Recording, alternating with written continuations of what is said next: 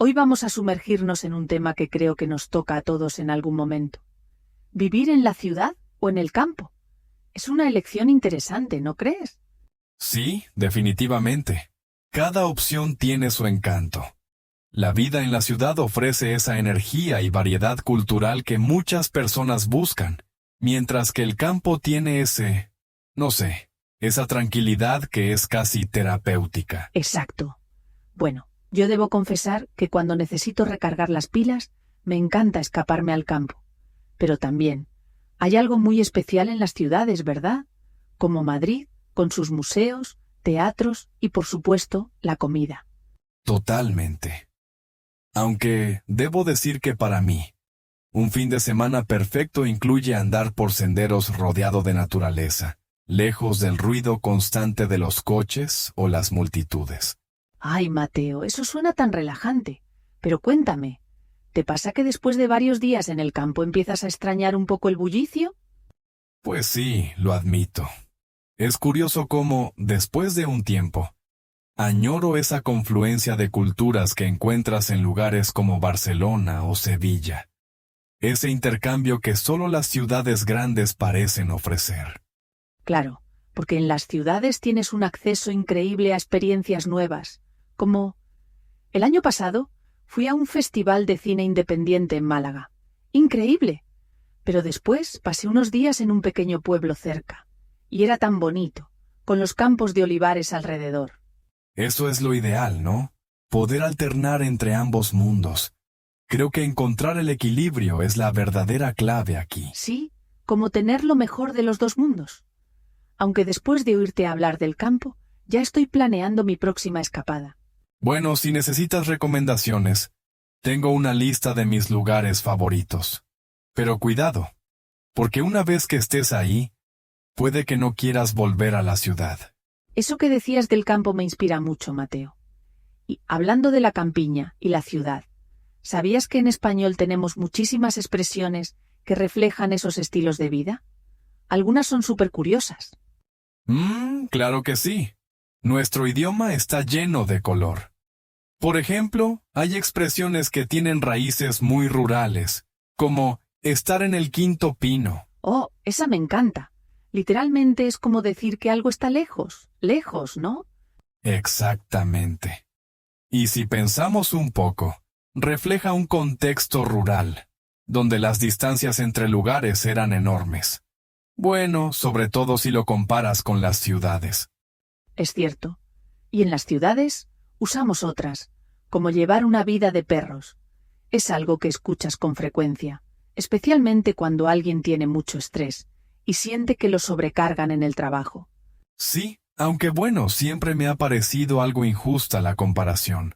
Los perros, en teoría, deberían tener una vida bastante agradable, ¿no? Es verdad, pobre perros con esa reputación, pero también refleja cómo el ritmo de vida urbano puede ser, a veces agotador. Totalmente. ¿Y qué tal esta? Estar en las nubes. Diría que funciona en cualquier contexto, pero en la ciudad, donde todo avanza rápido, tiene un toque especial. Como si perderse en pensamientos pudiera ser algo peligroso. ¡Qué interesante! ¡Ay! Y mi favorita es meter la pata. ¿Cuántas veces me ha pasado durante esas conversaciones apresuradas en algún café animado? Oh, esa es universal. Lo curioso es que, aunque la usamos para cualquier situación, la imagen mental parece muy rural. Imagínate pisar barro o un agujero en el campo. Sí, y eso demuestra cómo nuestro idioma conecta esos dos mundos. Aunque Mateo, creo que en la ciudad también se mete la pata, pero de otra manera, como apretujarse en el metro con tu café en la mano. ¿Qué imagen más realista, Luna?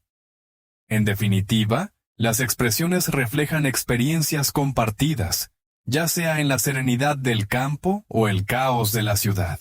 Hablando de esas expresiones y de llevar una vida de perros, ¿alguna vez te has puesto a pensar en cómo las mascotas realmente cambian nuestra vida?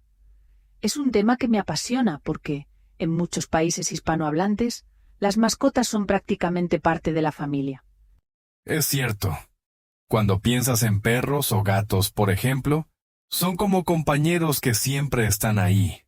Pero claro, también implican mucha responsabilidad. ¿Te cuento una historia curiosa que me pasó en Barcelona? Ay, sí, por favor, me encantan tus anécdotas, Mateo. ¿Qué pasó? Bueno, estaba caminando por el barrio gótico, y cerca de una plaza me encontré con un grupo de gatos callejeros. Uno de ellos se acercó como si fuéramos viejos amigos, y al final terminé compartiendo mi bocadillo con 3 gatos completamente desconocidos. No puede ser. Mateo, creo que eso resume muy bien lo fácil que es a veces conectar con los animales. Aunque, ¿qué pasó con tu bocadillo? Digamos que no quedó casi nada para mí. Pero mira, esa interacción fue tan simple. Y sin embargo, me dejó una sensación enorme de calma. Y es que, en cierto sentido, los animales tienen esa capacidad para aliviar el estrés, ¿no crees? Totalmente. De hecho, está comprobado que acariciar a un gato o pasear con un perro puede reducir la ansiedad. Aunque también hay que admitir que adoptar una mascota no es una decisión ligera. Exacto. Es importante reflexionar bien antes. Hay alimentos, vacunas, tiempo para pasearlas. Si no puedes asumir esa responsabilidad, quizás no sea el momento adecuado para tener una mascota.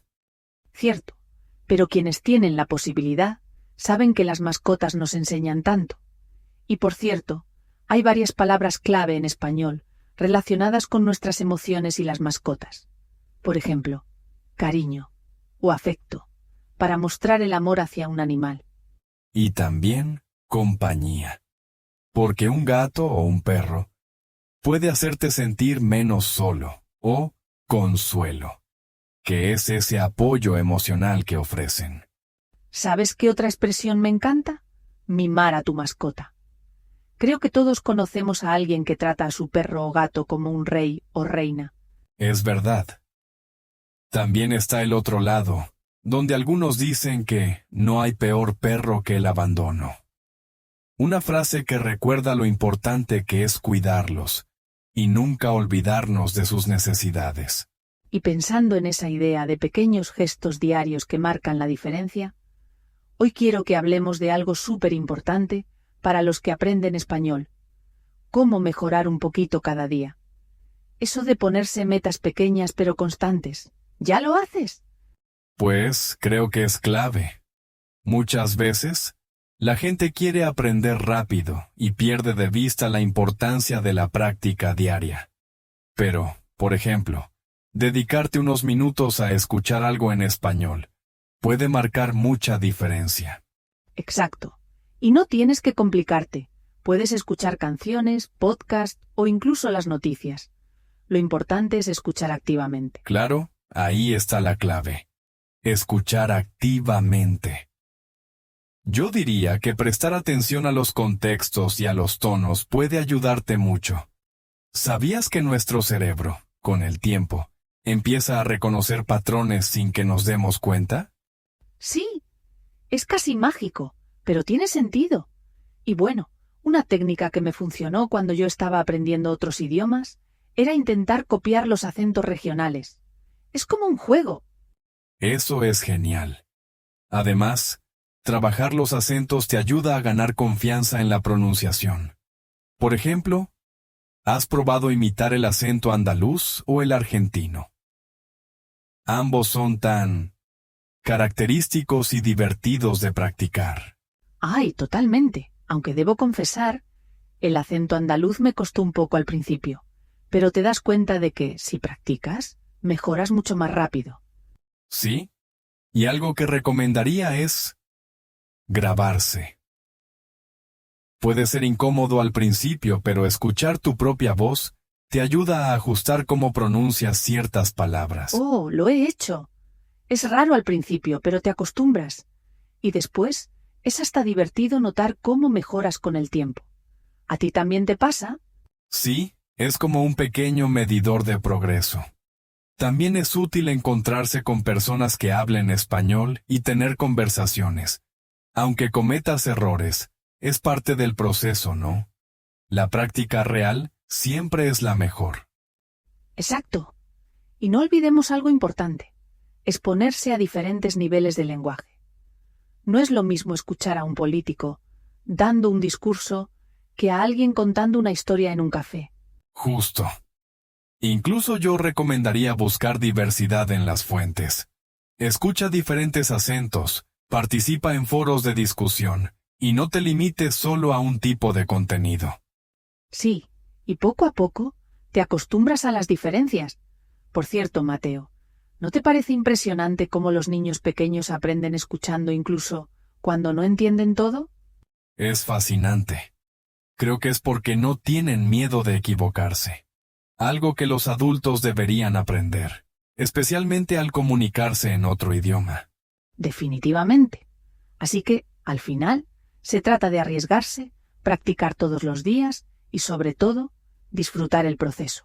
Hablando de arriesgarnos y disfrutar el proceso, Mateo, ¿qué te parece si ahora compartimos algunas frases esenciales que ayudan a expresar nuestras emociones en español? Creo que es algo súper útil para todos los que están aprendiendo el idioma. Claro, suena perfecto.